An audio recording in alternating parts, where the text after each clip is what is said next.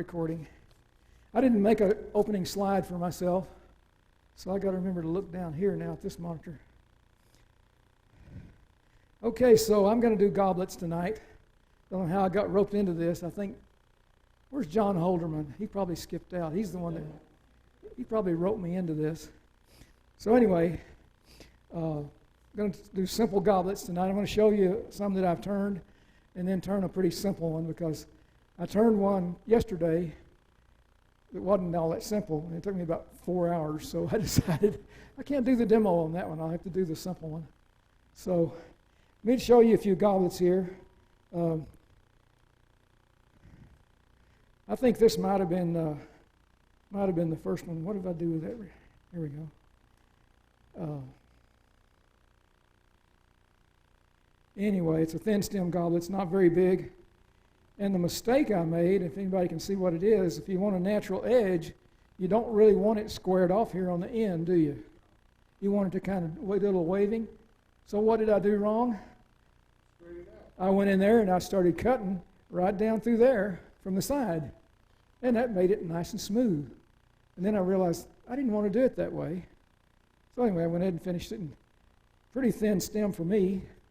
And I left a little bit of the bark on the base just for the fun of it. I think the base is supposed to be somewhat smaller than the cup. I don't know for sure. There's a rule. Anybody knows there's a rule on that? Like a third or half or something like that. I don't know. Whatever you like. And then Steve here tonight, Steve Worcester. This picture probably isn't big enough for this one. I can handle that too, I think. Oh, wide shot. Come on, wide shot. Well, anyway. I got it on one. Oh, you got it on one? Okay. No wonder my Zoom wasn't working. Okay. What I like about this one is it's real thin. He did this at Broken Bow many years ago when we sponsored a gallery there. We ran the gallery for him and got free room up there at the lodge and all. It's pretty neat. And so Steve turned this one and gave it to me, a real long stem. That's not the easiest thing in the world to do. And what I really like is this little, I don't think that's called a bead, it's just sharp. And he kept the edge really sharp on that. And that really, I think, is the thing to do. You don't really want to round that off too much. Go ahead and make it sharp. I get it where you can see how thin that is? No, this part here, right there, yeah. Anyway, that's a Steve Worcester, so that's my Steve Worcester in my collection. One of my favorite ones, I do a little bit of piercing every once in a while. And this is a pierced goblet, and I got the natural edge on this one. You can see it wanders all over the place. And you can kind of see how this one warped a little bit as it was drying. It only just cracked a little bit up here in one little spot. But that's about the thinnest I've ever turned anything like that. If you're going to pierce, you need to get it as thin as you dare. Because if you double the thickness, you double the time it takes to pierce each hole. And you can sit there for hours piercing and piercing and piercing. And that one went pretty quick. Here's another one with a pretty fancy top on it. I kind of like that one. I'm not going to show you all of these. Kind of like this one here. I like the natural edge on that one. A little bud coming out right up here at the top. And then here's the practice one that I did a couple of days ago just to see if I could still do one. And I don't do that. So I got my natural edge on it and got it fairly deep. And I was going to put a little bead down here at the bottom. That takes a little extra time to do that, but it's a nice little feature, I think. That's a terrible bead. And then I put a loose ring on it. And how many people have ever done a loose ring on something? You know it's a little tricky. I couldn't find my special little tools I made with Allen wrenches for getting in there and cutting it loose. So I just grabbed the Allen wrench, sharpened it with a grinder, grabbed it with a vice grips, and stuck it up there and started cutting. And so anyway, I saw how many hours it took to do those two things there. I said, no, I'm not going to do that in the demo.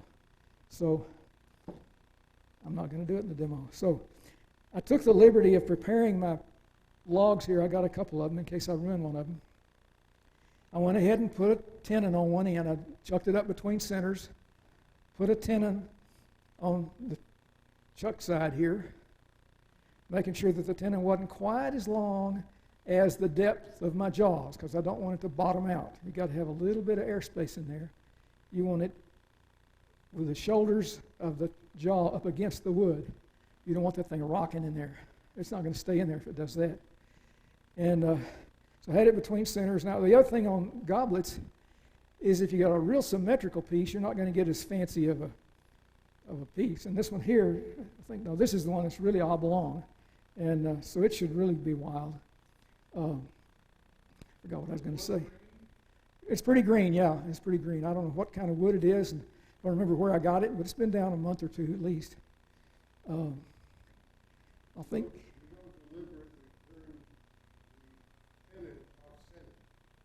Oh, that's what I was going to get to, Larry. If the pith is right down the center of it, it's going to run right down the stem. And that's the weakest part of that wood, right? So when it does start drying, there's a good chance that stem's going to crumble. So if I want to make a goblet to really keep, I'm going to try to find one that's got the pith running a little off to one side, hopefully down the same side from end to end. And then I can center the log up, and the pith is going to come out over here somewhere on the side, and maybe down here on the bottom, but it's not going to be right in the stem. So that's what I'm trying to avoid, is the pith being in the stem there. This one is pretty close to being right in the middle. But the one I turned a couple of days ago looks pretty stable here. If you can see it. Well, give me a shot of it there, Ron. Anyway, it doesn't look like it's trying to crack there. And it's already lost some of its weight. So we'll see what happens there. And I also took the liberty to save time so I could talk about these. Is I went ahead and drilled a hole. I cheated and drilled a hole out in the center, somewhat near the depth that I'm shooting for. I think I did. And I drilled a couple of holes in there. Doesn't matter which you do first. But I got a Forstner bit, whatever size that is, 2 inches or whatever it is. And I drilled in about to the shank here on it, which I think is about 3 inches in. And then I drilled a little deeper with this bit here, which is a 9/16, I think. And that goes to maybe 3 inches or so. And that should be at the bottom of the cup if it comes out right. And I kind of want to know where that's going to be. I don't want to start getting in there too close and chop it off. So that's how I drill this. And if you're drilling green wood, especially with a bit like this, what's going to happen if you drill too fast? You're going to create steam, right? That wood's going to start swelling up in there, and it's going to clog up these flutes, and you might break the bit. And you're not telling what else you're going to break when you do it. So you got to go in there a little ways, and when the stuff starts coming out and it slows down coming out, it's time to pull that out, clear it, and go back in. So it took maybe 3 passes just going in this far where I felt safe doing that. Next to the worst case is it rips, it grabs the thing and rips it out of your chuck over here, and then you get stuck in there and you can't get it out. So had that happen too. So anyway, that's the drilling part of it. Okay, so let's get down to the good part. I brought my chuck, but I couldn't get it threaded on there. I'm not sure why. So I'm going to see if I can start hollowing this thing. So this is an end grain hollowing, right? So there's something you got to watch out for in the end grain. I'm not sure if, well, let's turn this light on here and see if we get any. Can you see inside there at all, Johnny, with your camera? Yeah, a little bit. Okay. I use a 3/8, my old trusty 3/8 bowl gouge that I use for everything with kind of a regular, what I call a regular grind. Get this out of here because that's liable to go away. I don't want to get rid of that remote zoom guy. Get rid of my spare log here. Oh, this is a little tool that I use when I'm making the chuck for it. Back in the days when I couldn't afford to buy all these fancy gadgets. So I found a piece of paneling, and I cut out the diameters here for inside grip and outside grip on my chuck. So I could hold that up there and know when I had the diameter just about right. And I got lucky on this one today when I turned it. I was having so much fun with that easy rougher, or the wood was just shaving off, and I said, well, I better stop and measure this thing. And if I'd have gone another turn or two, I would have been a little too small. So what I did, I had to come back and start that over again. But I got lucky on that. So that little tool comes in pretty handy. So let's see if I can do any hollowing here. See if I know how to work this lathe. I don't want it coming on full speed. And I tightened both of those up 3 times. You saw me do it, right? Now, that's pretty much out of balance, right? So I think what I should do first is before I start hollowing, I don't want to be messing with all of that bouncing of the lathe and all of that. So I'm going to go ahead and take the wood off here and get this thing balanced up. Does that make sense? So I'm going to just try my, how many people have an easy rougher? The easy rougher tool? Let's see what I can, see how big a mess I can make with that.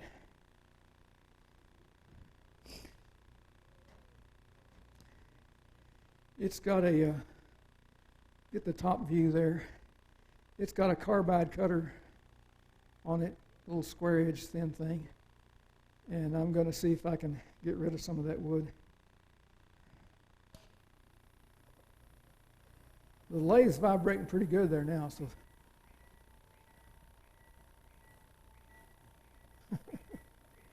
It's not the lathe talking to me, is it?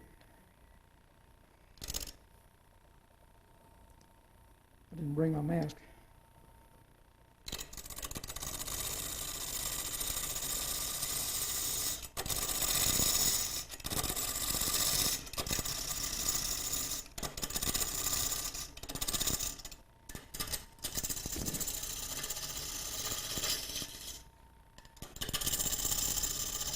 Now, a real turner would grab what? A roughing gouge and go, and Stuart Batty would have it all trued up, right? I'm not Stuart Batty.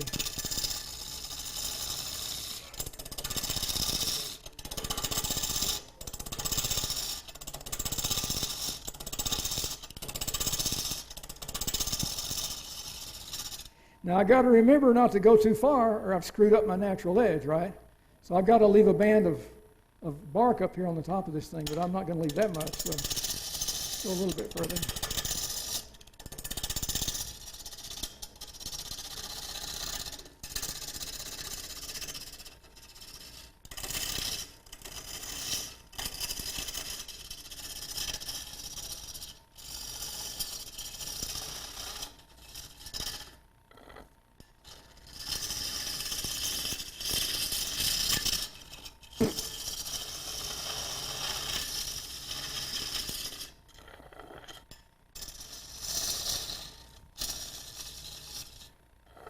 That's a lot better.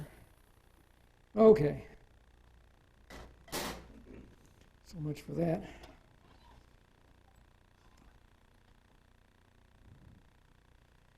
Okay, I'm not sure if I'm going to be able to get in here with this tool, do what I want to do or not. What's the trick to this guy? Will that come off? Let's see if it will. So I don't plan to use that for anything now. If I wanted to, when I'm getting down and working on a thin stem, I'd probably want to leave this up here and bring up the tailstock with a cone or something with some leather on it, or stuff some paper towels or something in there, and just gently put a little bit of pressure on that to keep the whole thing from wobbling. But I'm obviously not going to try to do a thin stem here tonight. We might be here all night.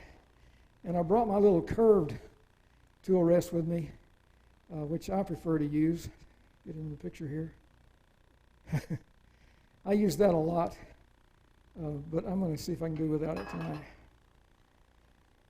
So I want to come in here and come down the side of it. I don't think I tightened that up yet. Come down the side of this thing, dragging it about in this direction. And that way I'm going down grain. If you picture a bunch of soda straws parallel with each other in here, then I'm peeling those up from their backside rather than trying to stick this into the end grain of those soda straws. You can imagine you're not going to get a lot of cutting done that way. But you can come in here and kind of sneak in behind it and hopefully get some wood to come off there. I get a lot more speed now with the thing balanced a lot better. So let's see if I can make this work here.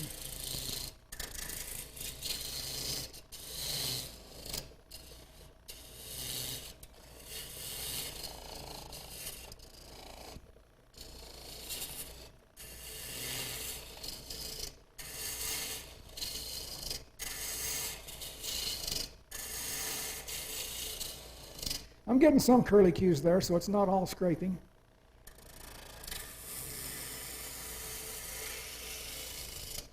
I've seen Clay Foster do demos where he had the curls going clear up into the rafters. And of course they're about that wide because he's cutting about a ½ inch at a time.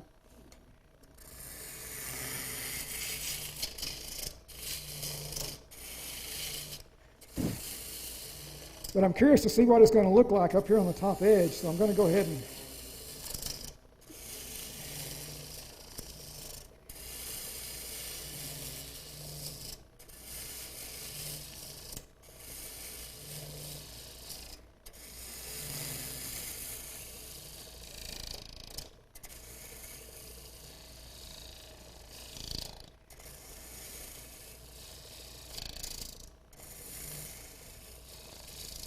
I'm kind of keeping an angle going there because I don't want to go down straight. I want to angle this thing down to make the goblet. And I'm starting to turn a little bit of air here because these are at different depths. So you can't really go hogging out real fast down here. You've got to be a little bit careful for what you're doing.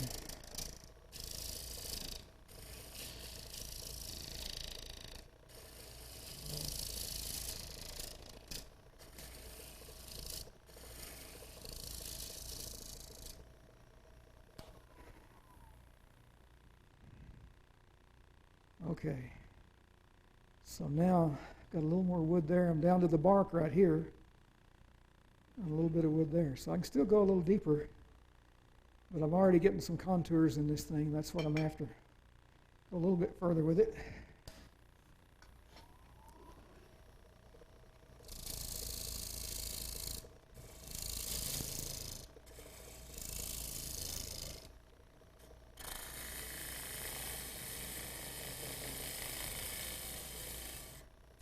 That wood is wet.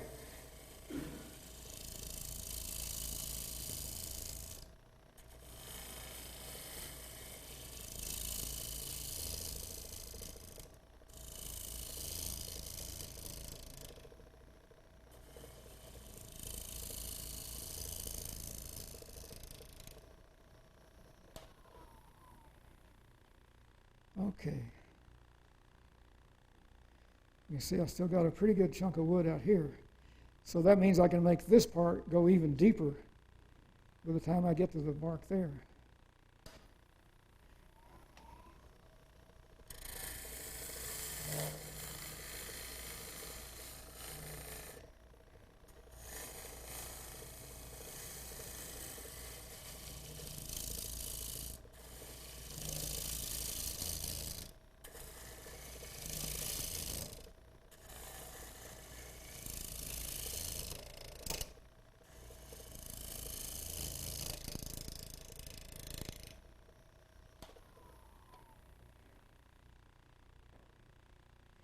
Okay, got about 2/3 of that out of there. This bark seems to stick on there pretty good. I've got just a little bit of end grain showing there from my chainsaw cut. A little bit further to go. I'm almost just shear scraping at this point.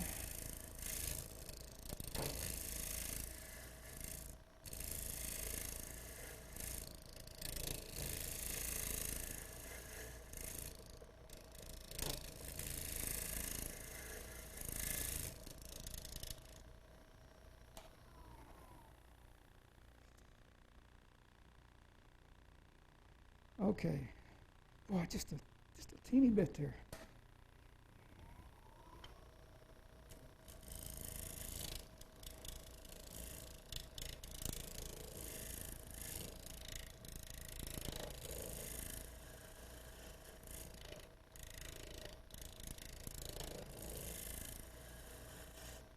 That should be enough. I have no idea what RPMs are. I never pay any attention. That's just whatever feels normal, feels good. Good sharp edge, except right there on the edge, just a little bit more. I can see it's flat right across here too.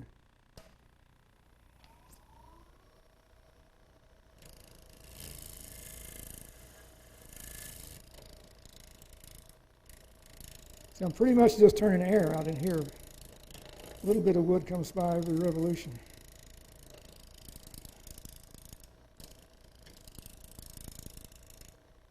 That's the wood I'm trying to get rid of.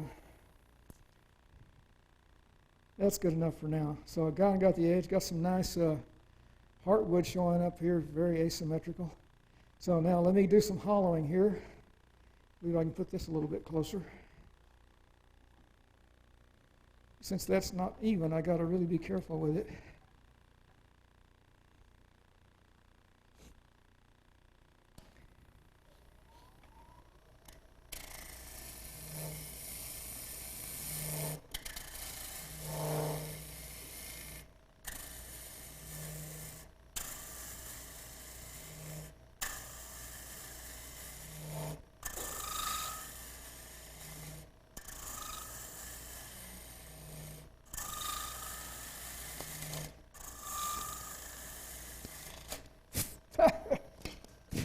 Oh, that probably knocked some bark off there. I got to be careful with that.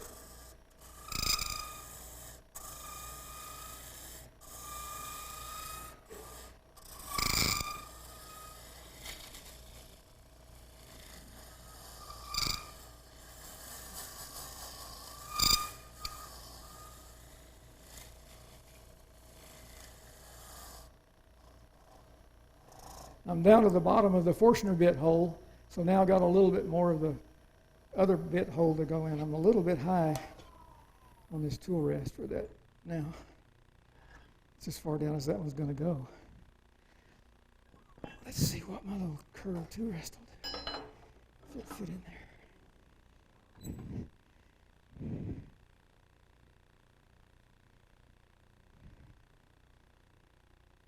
I don't know if that's any lower or not.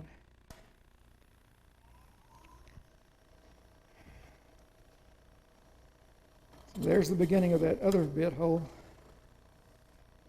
Oh, there's some wet wood in there.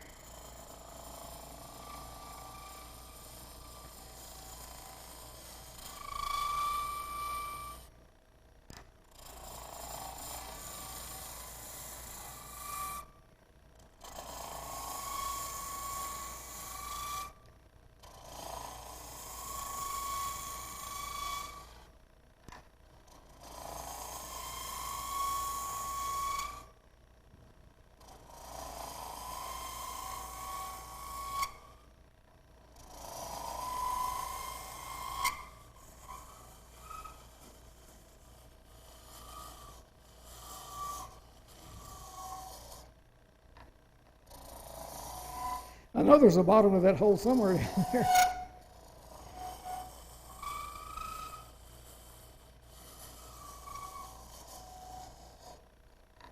There it is.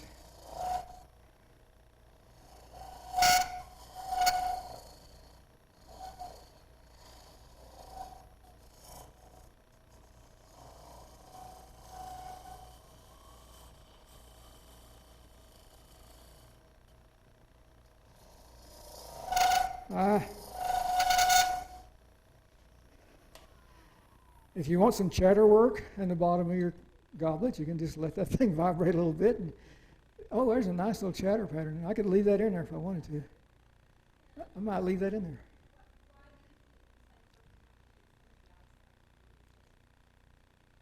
I've got more wood to support the whole project by leaving this wood out here. And I feel like I've got better control over doing the inside. If I shape the outside first, I'm going to get down fairly thin down here near the bottom, and then I got all this wood to take out way back here. So it's the principle of working from the far end of your piece towards the chuck. And you try to keep as much support as you can for the wood that's behind where you're making your cuts. So I got a lot of wood supporting that. Still vibrating though and giving me a nice pattern in there. A little bit of a hump. I'm not going to spend a lot of time on this. Going to smooth this inside up a little bit, and then we'll take the other part of it.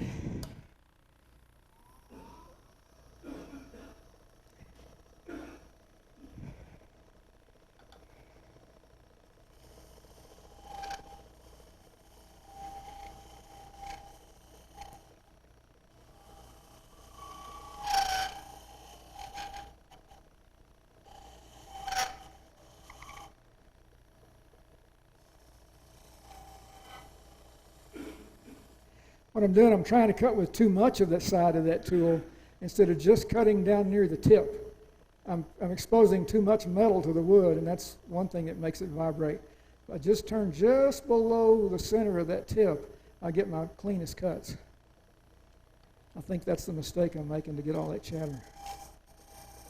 Just barely get that tip in there.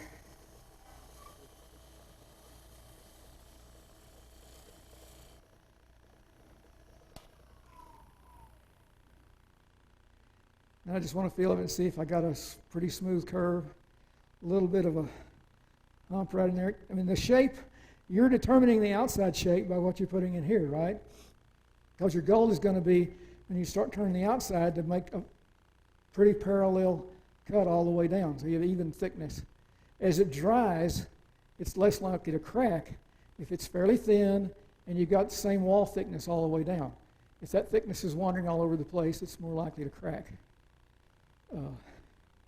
That's not too bad, but you can have this thing be more of a roundy shape going down, more of a straight line cone shape, or it could be more like this one. This is a little bit concave if you look at it from the outside.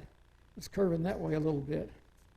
A little bit of a hump right there. See if I can clean that off of there very carefully.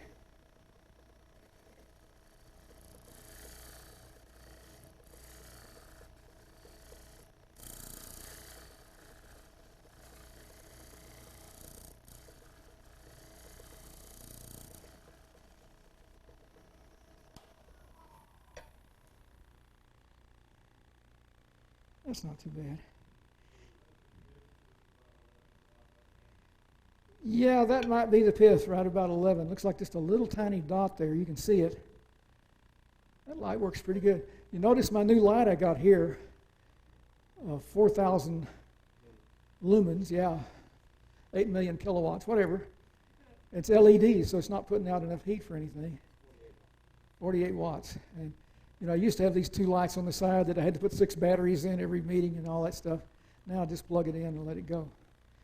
And I have to get one of those for my shop. If I ever get to turn wood again, I'll have it right over the top instead of these. I got about 4 of these right above my lathe, so I just turn on whichever ones I need. No, I wouldn't mention Woodcraft. No, not at all. Just be sure you got your member card with you to get the discount. Okay, I'm going to let that be it. This is just a demo. I never really sand one of these. I just make them for the fun of it, and you can see I got half a dozen or more of them up here. They look pretty good sitting up on the shelf, but I try to get them as clean as I can, but I don't put any finish on them. I don't do any sanding because if they're really green, you know how hard it is to sand wet wood anyway. It just clogs up the sandpaper. So I don't really, I feel, I kind of like my cuts there. I could spend another hour on it probably and make it a little better, but I don't have an hour. So I'm going to come back around here and see if I can start working it from here down. I'll decide how much bark I'm going to leave up here. That's a little thick for what I'm looking for here, but I don't want to take very much more off of there. I'm getting pretty close to what I want. It's going to curve down to about right here, and then it's going to break off into the stem and then flare it back out for the base. Any questions before I start the outside? Still hear me okay? Okay.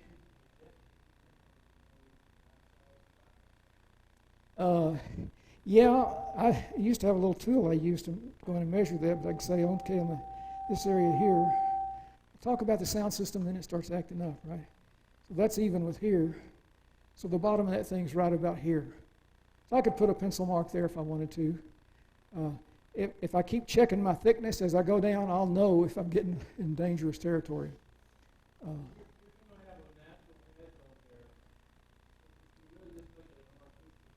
Yeah, it's just.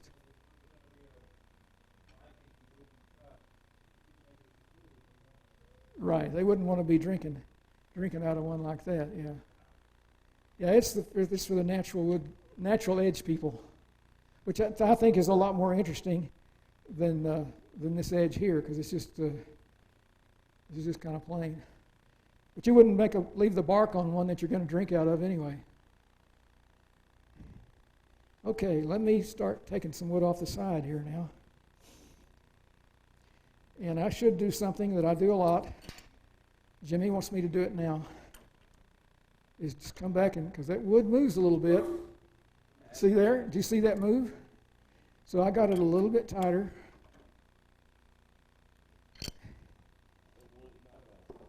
And if I had it this long, and I was going to put a big, long, thin stem on it, that's when I'd bring the tailstock up here, stuff some paper towels or something in there, and just gently put that in there to keep it from wobbling around. Because it's going to be moving. It's drying right now.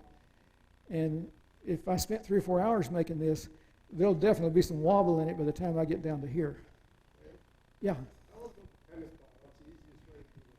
Just throw a tennis ball in there and jam that guy right in there into the tennis ball, right? Yeah. Yeah. Too bad I don't know any tennis players. I do know some golfers, though. He donated a bunch of golf balls to me because he retired from his golfing career.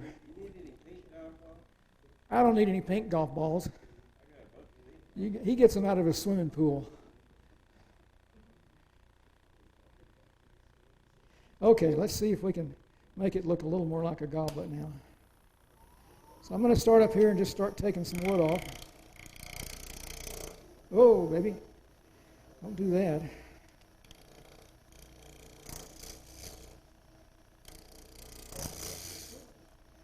Has that got enough? I can't see the bottom. That's got enough light, doesn't it?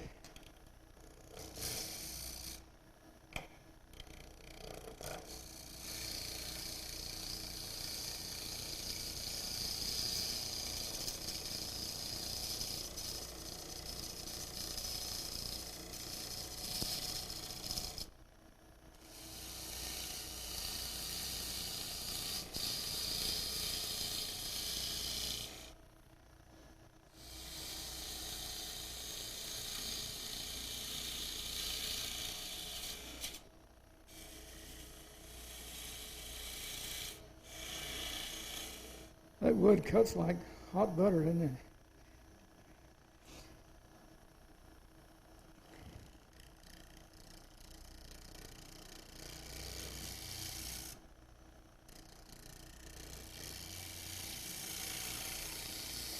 Notice how I'm just rotating my body. I'm not doing anything with my arms or my hand. I'm just rotating all the way around on it. Let's see what I've got right up in here now. I might take a little bit more off of there. Just a little more.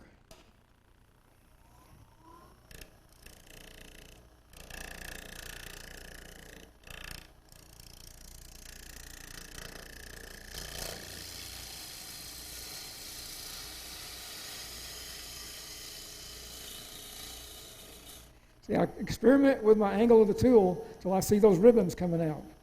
If I'm just seeing dust, I'm scraping. So you just twist a little bit, experiment till you find that magic spot.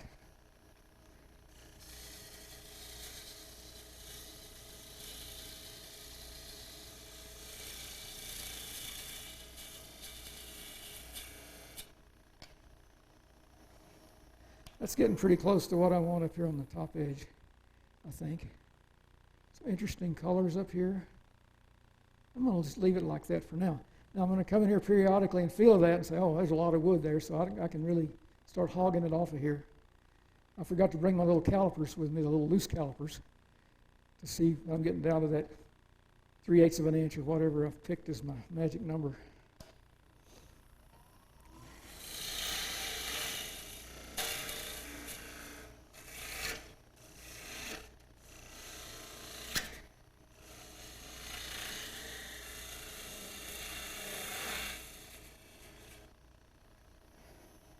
I'm going to try a little shear scraping up here to see if I can just smooth it up a little bit. Got the tool turned kind of like that. A little rambunctious there. Let's see how big a gouge I got there. Oh, well, I got plenty of wood there. I think that knocked it off a little bit.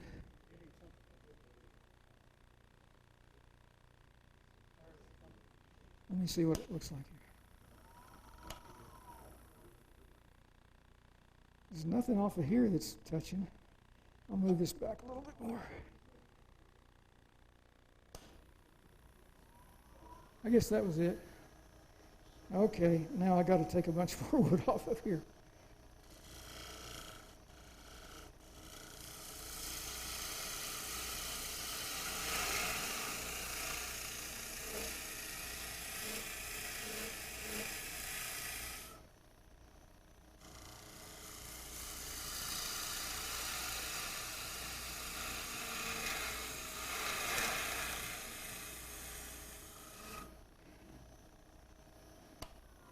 got to get through that gouge. I think I got through the gouge. That's looking pretty good there. Okay, it's still pretty thick, but I'm not shooting for perfection here. I just want to show you the technique of how you do it. You're going to do it a little bit longer on each of these steps than I would, so you get it down to that 1/16 of an inch, right, Larry? 1/16 of an inch, right? A thick one, yeah. If you're going to pierce it, you better get it down to about 1/16 of an inch.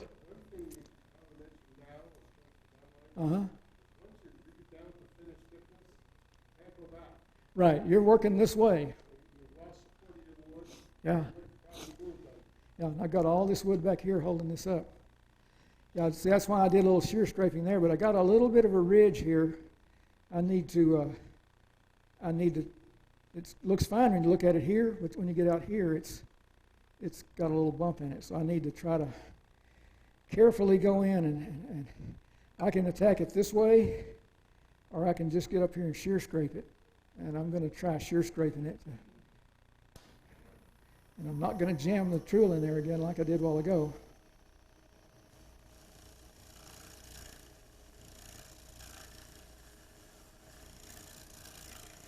I don't know if you can see those fine little shavings coming off on my arm there.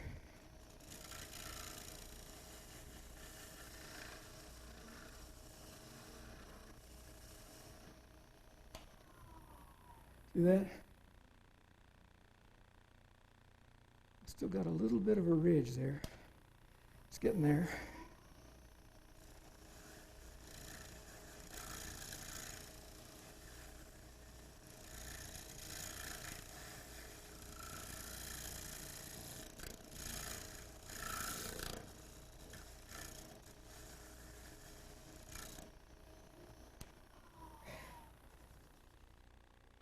I think that's good enough. Okay, that's smooth. I got a pretty good curve there. I'm going to just go on down here and knock off some more wood. So that's about a third of it. Do another third here.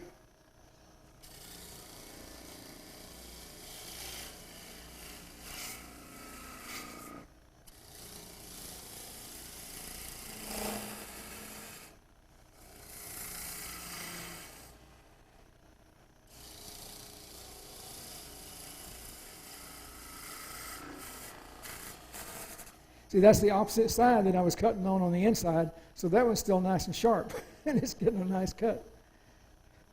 And if you wanted to leave a little bead or some kind of a feature here, this would be a place where you could leave some sticking out.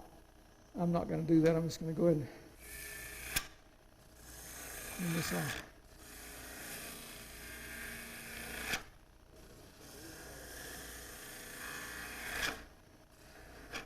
It wouldn't hurt to stop and do a wall thickness check here. See, I got quite a bit of wood there. That center, that bottom is right in there somewhere.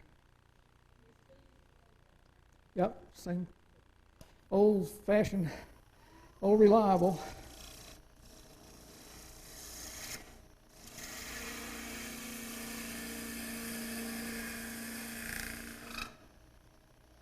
Okay, I'm going to come back and see if I can kind of clean up that boundary there a little bit. I see a line there.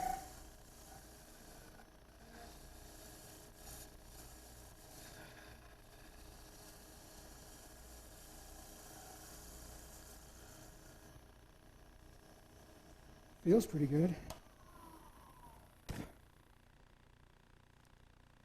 I like that color in there. Okay, let's go ahead and take some more off down here.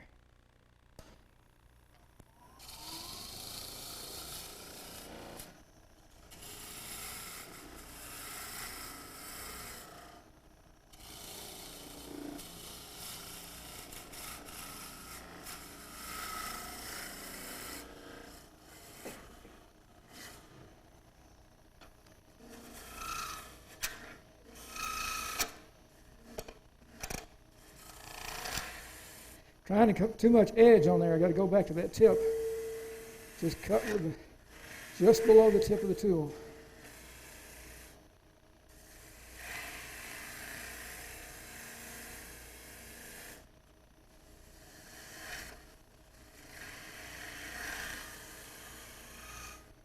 Now, I'm probably well below the bottom there. Let's see. Yeah, that's about there. So I can start rounding that off a little bit now to make it transition into the stem.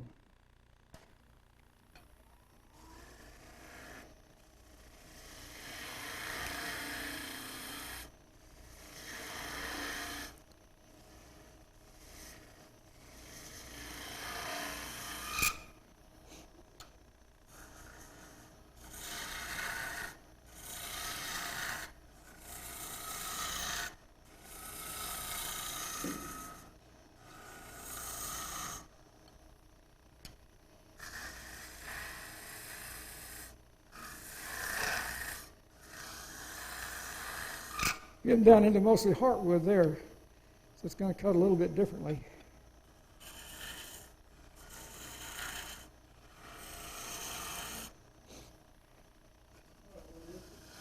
Don't know what kind of wood it is. Anybody know? What? Firewood, yeah.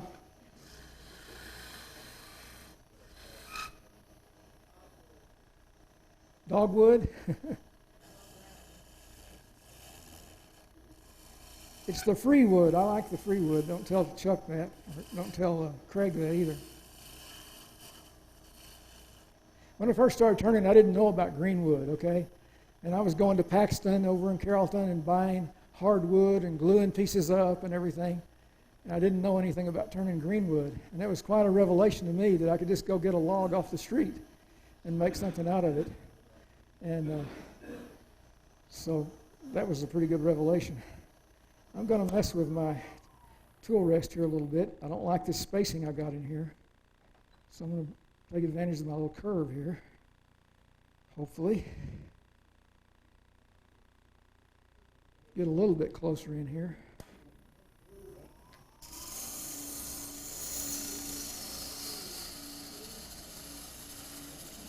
Isn't that pretty? If I can keep it going.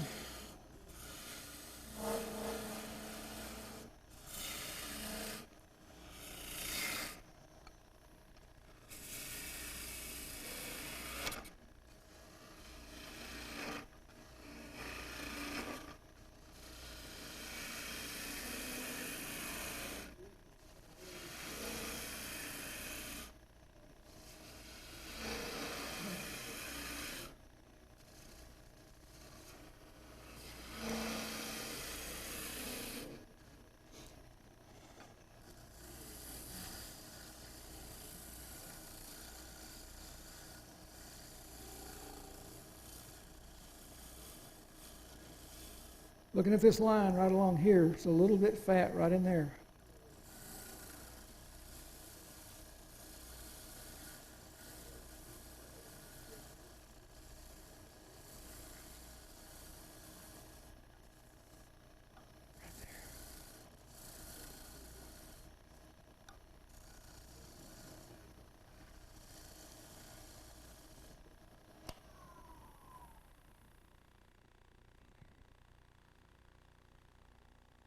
Too bad. Okay, so I'm not going to do anything back out here, right, Larry? Because I'm not supported very well by that little fairly thin piece there. So, yeah, you can tell the difference between the sharp side and the dull side on this tool. Yeah. Yeah, it takes me about 20 seconds to sharpen this thing with my homemade Ellsworth. I made a homemade Ellsworth when I didn't have $15 to buy one. I made one out of oak. It works great. You put a little bit of a colored pencil, or not pencil, but pen, Sharpie on there to make that whole facet red or whatever. And then when you grind it, you look, and if you don't see any red anymore, it's time to stop. And sometimes it just takes a couple of passes, and it's sharp.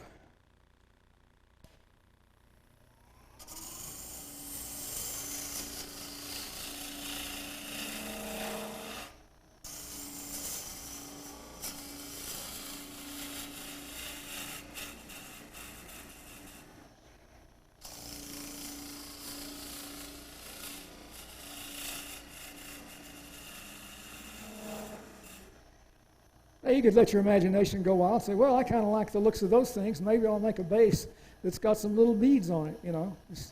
No, I think I'll turn that off. But that's the fun of wood turning, is you can just invent it as you go along. I don't sit down and draw a picture of what I'm going to turn, hardly ever. I just start cutting wood and see what happens.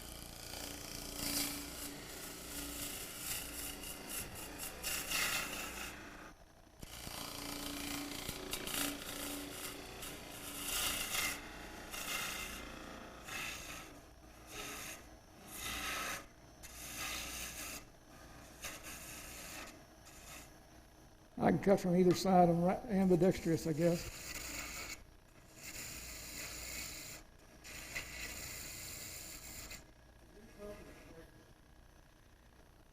Well, I got some shavings there, so I'm doing a little bit of scraping and a little bit of slicing.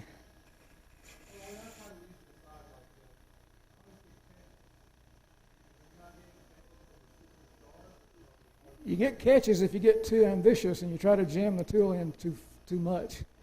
You got to just approach the cut, letting the bevel touch the wood a little bit, and you rotate the tool till it just starts getting some wood off. I don't know if you can see that or not. See, I'm rubbing the bevel there now. Can you see it? Then I'm just going to rotate the tool a little bit, and it starts coming off. And then when I find that magic angle, I just drag it across the tool rest and try to keep that same relationship to the wood.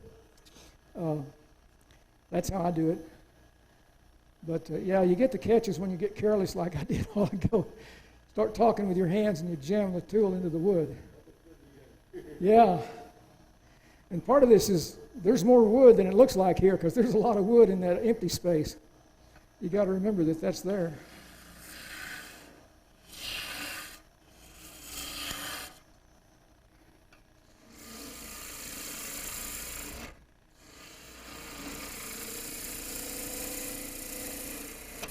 That's definitely a dull tool. But if I just go in just a little bit of the edge right below the tip, it doesn't complain near as much.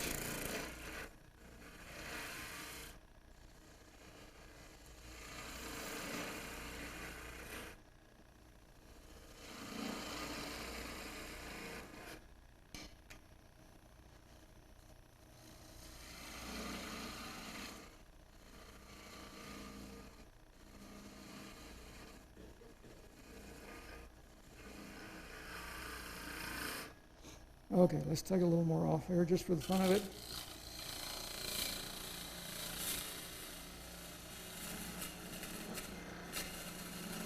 See, I just rotate that a little bit and the cut changes. I'm just doing a little rotation until I get it right. That's the hardwood there. You can hear the difference cutting through that heartwood. But if I go back to just cutting below the tip with very little metal, it gets a lot easier.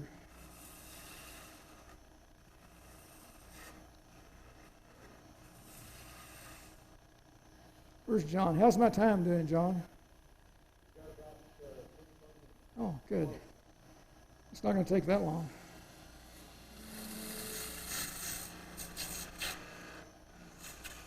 And you could leave a bead down here near the base if you wanted to. And when I did the loose ring, I left the bead right in the middle here so I'd have room to approach from either side and undercut that bead and make it come loose. Then I tape it with duct tape to one side or the other, finish that edge, and then I tape it to the other side and finish that side. But it broke loose. When it broke loose, it was in such a rough state. I had to take my Dremel, a little drum sander on my Dremel, and get in there and sand away all that crud that was on the inside of that ring. And that took a little while. And I didn't get it all, but it was good enough for me. Yeah.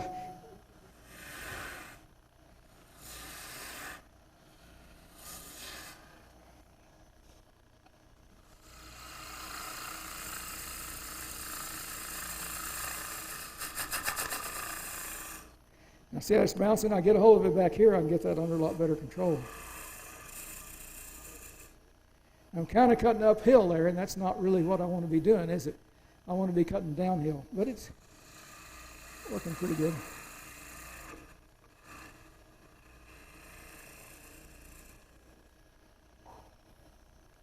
come in and do a little shear scraping here.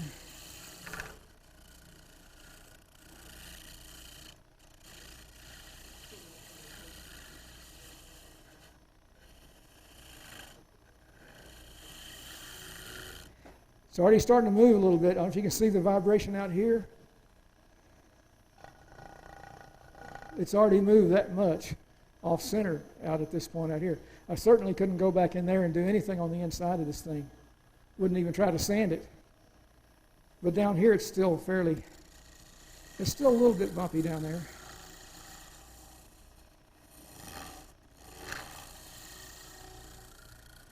Not something you'd make an all-day project unless you got a real humid shop.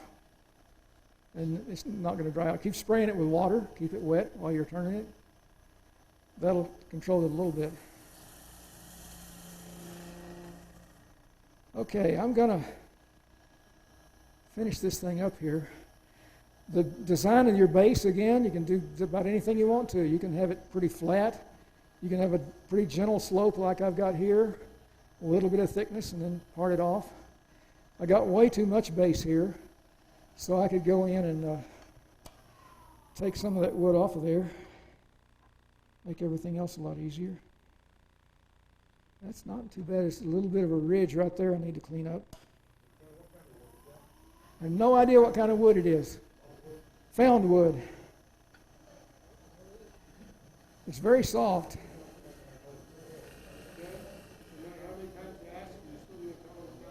Yeah, it hasn't changed.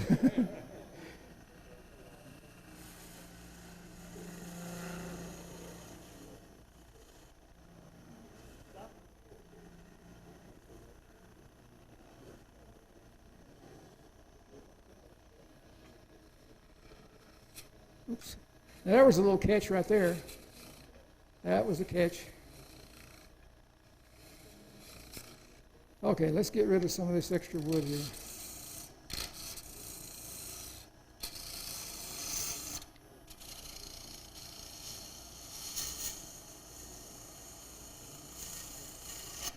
I could go back and do that a lot quicker with that easy scraper, but this is a lot more fun, right, Jimmy? This is more fun than the easy scraper. Look at that.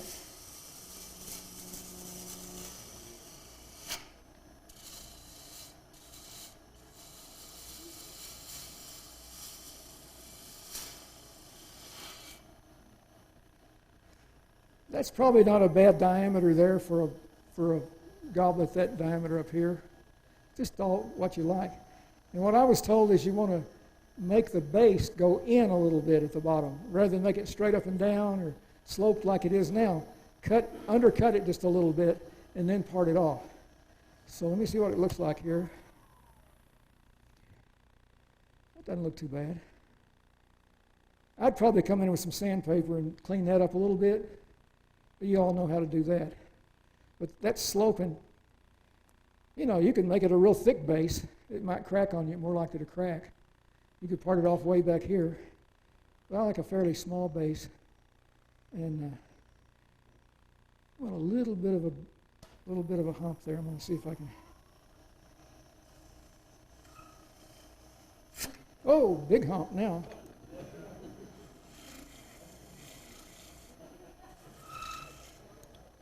Little chatter work. Okay, got to find the right angle here. I got to go downhill with it.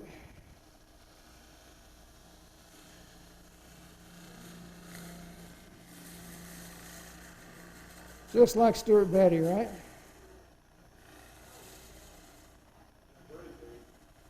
Yeah, when he was 2 years old.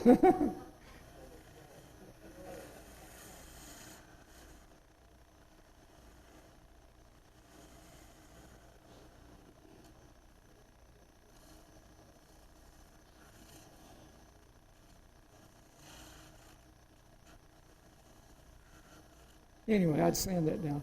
So I'd go in and undercut this base a little bit. Now, if I had all day, I'd make it a longer stem. I'd take it way back to here, make it really long stem. But you got the idea.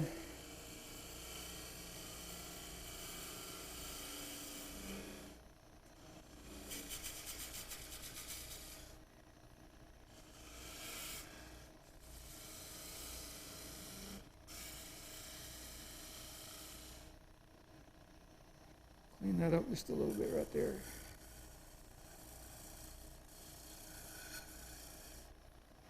So I got a little undercut on that base, and that's pretty smooth. I don't even think I'd need to sand that. A little bit of sanding down in there. So then I would take a parting tool. I'm not going to part this all the way off because I'm a bad guy at parting. I usually end up with a little Japanese saw doing the last quarter of an inch or whatever. And that's one of the things I forgot to bring tonight, my calipers and my little Japanese saw. But I'd want to put this guy pretty close there. I'm not good at, I'm going to slow it down a bunch. And I want to go in just a little bit, or maybe about right there.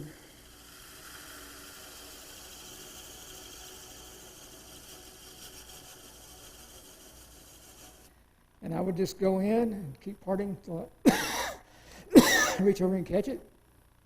If I got my tailstock up there with a tennis ball in it or whatever, I don't have to worry about catching it. I'm going to be turning even slower at the end and just pop it right off of there. Okay. Yeah, I usually do that, yeah. I usually go in and say, well, let's get a little tight in there. So I come in and say, well, let's widen that path out a little bit. And then it makes that next pass. Every time you pull that out, you get a little different ring around the bottom. But I take my power sander with an 80 grit disc on it, and I just sit there and sand all that out. Because you're not going to reverse chuck. I don't think you're going to reverse chuck one of these things very well and do anything with it. But yeah, you got to and you need a light right above your cut so you can look down in there and actually see where the tool is cutting. And that's the beauty of this big light here. It's giving me even light all the way up and down. Anyway, that's a goblet with no ring and no beads. Any other questions? Okay, I'm done.